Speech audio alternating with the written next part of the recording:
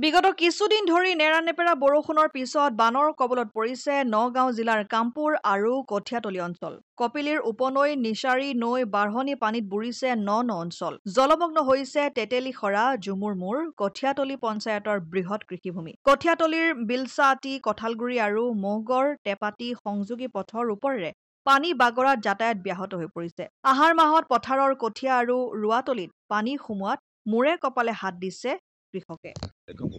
দেখা পোৱা গৈছে যে কালিৰ পৰা ইয়াত যিহেতু পানী দেখা পোৱা গৈছে যে কালিৰ পৰা আজি 4 দিনেই হৈছে, কিন্তু ৰাস্তাটো পৰহিৰ পৰা ইয়াত বাগৰি আছে।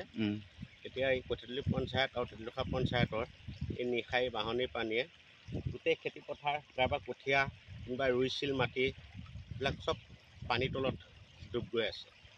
এতিয়া আপোনালোকৰ চৰকাৰে কি ব্যৱস্থা ল'ব আৰু।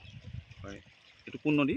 এইটো নিশাৰী নদী বুলি গম পাইছোঁ। এইটো পথাৰটো বহুত এলেকা, বৃহৎ এলেকা। এইপিনে এতিয়া ঝুমৰ বেক চাইডৰ পৰা ধৰি কঠালগুৰি বেক চাইডৰ টেপৰাটি আগফাল ধৰি বিলচাটিৰ আগফাল ধৰি গোটেই এলেকাটো এনেকৈ প্ৰায় তেতেলীখৰা ধৰি গোটেইখিনি তেতেলীখৰা পঞ্চায়তক কঠীয়াতলী পঞ্চায়তক।